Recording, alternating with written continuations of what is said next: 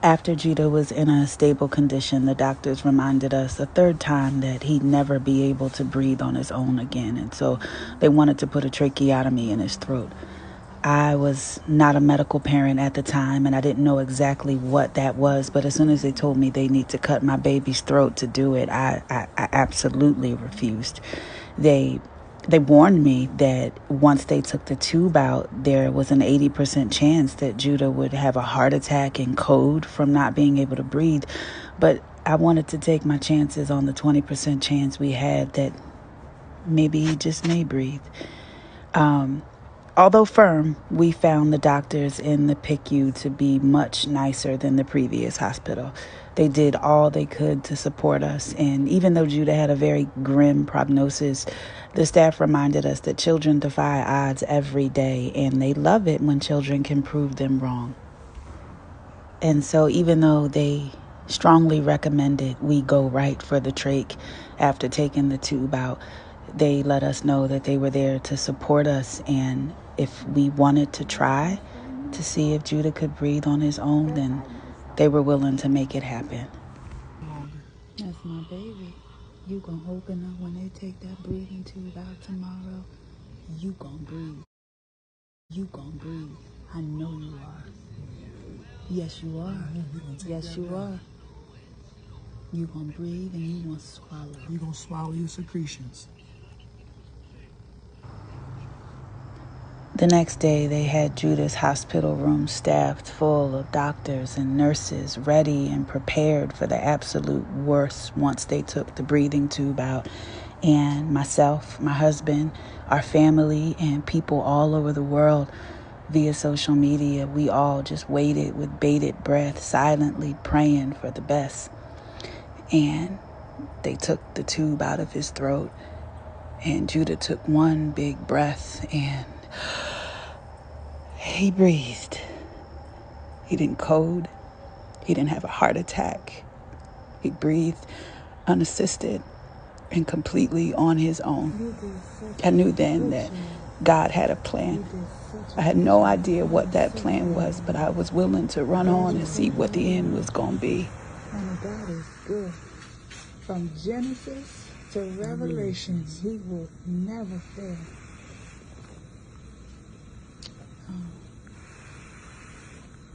Good job.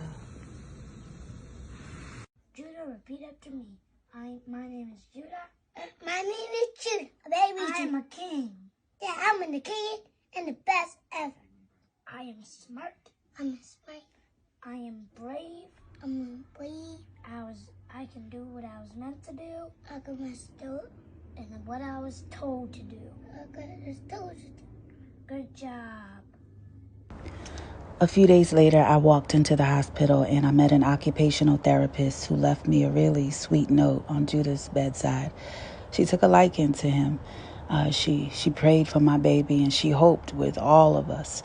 She always took a little extra time with him. She gave him a little extra love and attention and focus. And so that afternoon, I went to get lunch, and while she was working with Judah, she discovered something that negated the doctor's reports. I came back up from lunch, and I saw doctors rushing in and out of Judah's room. One doctor walked in, and then another walked out to get another doctor, and by the time I walked in, they were surrounding Judah, and I got scared because I thought something had happened. And the doctor looked at me and said, OT said that she asked Judah to follow commands, and he did it. And my heart froze. I watched while the doctors did their own test to see if it were true, and to their surprise and shock, he followed their commands. They asked him to wiggle his toes, and he wiggled his toes. They asked him to give them a thumbs up, and he gave them a thumbs up. And after the doctors left, I did my own personal test.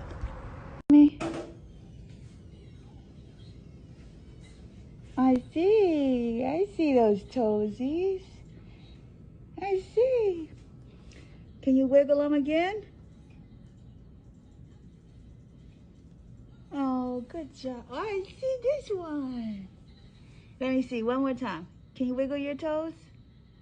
All right. According to their report, they told us Judah wouldn't have any real brain function and he would never be able to communicate. But the report of the Lord said differently. He looked pretty functional to me. Say drip, drip. Drip, drip, juju.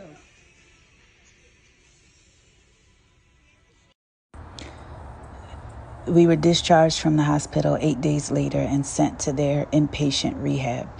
I was excited and hopeful and expecting to be treated as good as we were treated in the PICU, but the rehab team had a completely different set of doctors. The doctors were different. The energy level was different. They assessed my baby, but all of the huge mountains he just moved didn't seem to faze them. Neurologically, they believed he would never recover, and their only goals during rehab were to help strengthen him physically. The first hospital we started out at had Judah on about 15 different medications. The lovely PICU we just left had weaned him off of about 5 of those. But the rehab team added the 5 back, and then they added a whole lot more. They were hard, heavy, sedative drugs, and as a result, Judah was always heavily sedated. He did PT, OT, and speech, but all of it, most of it, not all of it, some was effective, but most of it was ineffective because he was barely awake for it. He was always asleep, or he would fall asleep in the middle of it, and it wasn't very productive. We begged the doctors to take him off of some of those medications. We'd started doing our own research and talking to other parents whose children had experienced similar tragedies. And they told us the first thing they did was take away most of the sedative medication so that they could see what actually was left with their child.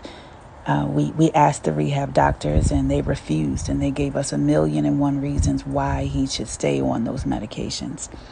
Judah had no cough, no gag, and no swallow. He had no head control either. Tariq and I weren't impressed with his care at the rehab. The hospital we loved, and we could see why they were ranked among the top in the country. The rehab team, not so much. They were like robots. They did their job, they followed the rules, and they listened to their science. Their bedside manners were horrible, and they left no room for alternatives or other recommendations, or for us to simply just be parents. The whole world's praying for you. We're rooting for you. I did more research and found out about a therapy called hyperbaric oxygen therapy. There were hyperbaric treatment centers everywhere in the world, but the famous scientist known for treating non-fatally drowned children was all the way in New Orleans. Through HBOT, some children recovered or showed tremendous improvement, and it was something Tariq and I considered for Judah. Right after we discovered HBOT, we began to get hundreds of DMs and comments, emails, and messages about HBOT. It seemed as if the world around us had begun doing their own research and discovered the same thing we did. A family reached out to us on social media a few days later, and she too mentioned it. She thought it would be good for Judah. Herself, her husband, and their 7 small children had been praying for Judah, and she mentioned if we could get down there, they wanted to bless us and cover the almost $10,000 expense. HBOT wasn't foolproof, but neither was the doctor's prognosis, and so as a mother, I was willing to take my chances and try anything that looked like it could work. We asked the rehab doctors about being discharged so that we could go, and they gave us a very hard time. They told us HBOT wouldn't work. They told us it was a waste of money, and if by a small window it did, there would be no way to transport Judah there. Their goals for him was for him to stay in rehab, and when rehab was over, for us to go home. I respected their opinions, but I also respectfully declined, and I thought since I was his mother and my husband was his father, what we wanted to do would be what would be done, but we were wrong. The rehab team didn't tell us no directly, but they constantly blocked all of our efforts to get Judah discharged into New Orleans. They held us in the hospital for an extra month in hopes that we would change our minds about going. There was someone who reached out to us on social media that owned a plane that heard about our story, and he volunteered to fly us over, but they needed hospital signatures for him to be released for them. The hospital refused to sign the paperwork. We asked them if we could drive to New Orleans, and the hospital refused. They told us since Judah had no head control, he couldn't hold his head up, and it would block his airway. They told us that he wouldn't be able to fit in a regular car seat, and he would have to get a special needs one. And they also told us that we probably wouldn't be able to drive our car because the special needs car seat was really big, and that he would probably need to be transported in a wheelchair van. And so if we wanted to go, we needed to get a wheelchair van. Next, they had a round table discussion and tried to convince me that New Orleans was a horrible place to be with a sick child. They told me the city was stressed and can barely support its own residents, and so there would be no way they could support an outsider. Eventually, I stopped trying to persuade them, and I just stopped talking. I picked my battles very wisely, and I knew that was a battle I would not win while I was in rehab under their care. I knew that my power was limited. I knew that I was outnumbered, and I knew I couldn't fight them all. And so I learned to comply. I nodded. I did what they asked, and upon discharge, I planned to leave and do what I wanted with my son. A month later, we were finally discharged and finally set to leave what felt like a prison sentence. And since the doctors could no longer keep a firm grip on us, they decided to imprison us in our own home. Before we could be discharged, they made sure my home was staffed with a night nurse and a daytime nurse. They said it was to help us, but we knew it was to help themselves keep a watchful eye and make sure we didn't try to leave. We were discharged sometime around 7 o'clock. Nurse Helen, that was her name, Nurse Helen. Nurse Helen was supposed to be at my house at 6 a.m. the next morning. My husband and I rented an RV. Neither of us had ever driven an RV, but we were going to learn today or die trying. I called on my best friend. She's been my best friend since undergrad, and she's also a licensed RN. And so I called on her and asked her if she could ride with us. And she dropped everything, found a sitter for her children, and she rushed over as fast as she could. We packed up everything, the kids, the dogs, my mother-in-law. We took all the clothes we could grab, and we snuck out of town at 4 a.m. like thieves in the night. And Nurse Helen came to an empty house. Word got back to the rehab team through the nursing agency that we'd left. Well, good. We have that right? We were discharged, right? The doctor signed his name and let us go. There were no restrictions, which meant we could do whatever we wanted. At least I thought. To get back at us, the rehab doctors called the Department of Human Services.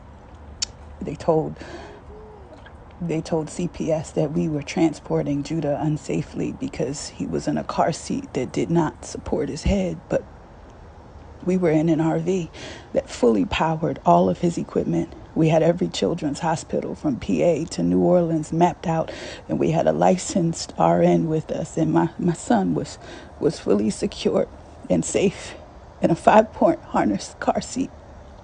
The one they said that he wouldn't be able to go in because he couldn't hold his head up. And his head was just fine. Usually calls made to CPS are anonymous. But the doctors, they called us personally while we were on our way to rub our nose in it and let us know what they did. And when the CPS worker called me, I bawled my eyes out because I couldn't believe they would do something like that. My baby was not being physically abused. He was not being neglected. There was no imminent threat of violence or sexual abuse. We were his mother and his father trying to seek out other options. And to use a system like that as a form of revenge, it was heartbreaking. I thought it was unfair. I thought it was cruel. And I was absolutely mortified. Thankfully, CPS, they asked us only a few questions. Once we were able to prove to them that we were safe, that Judah was secure, and that we did have a nurse, the caseworker said to me, she said, "God bless you, and I'm praying for you." And she hung up the phone.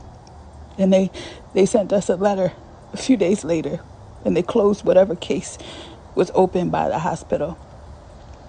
The Bible says, no weapons formed against you will prosper. He never said they wouldn't form. The enemy will form tons of weapons, but God said they wouldn't prosper. tons of weapons, but God said they wouldn't prosper. And in this case, they did not.